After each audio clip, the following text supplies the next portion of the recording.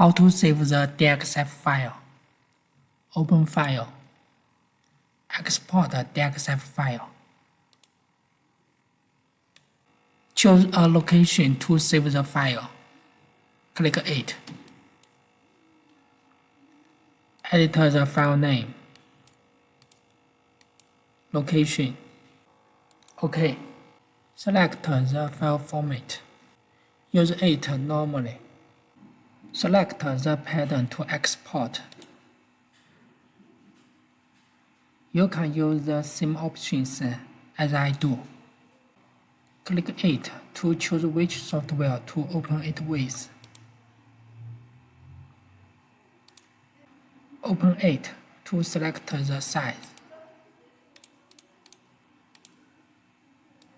OK. OK.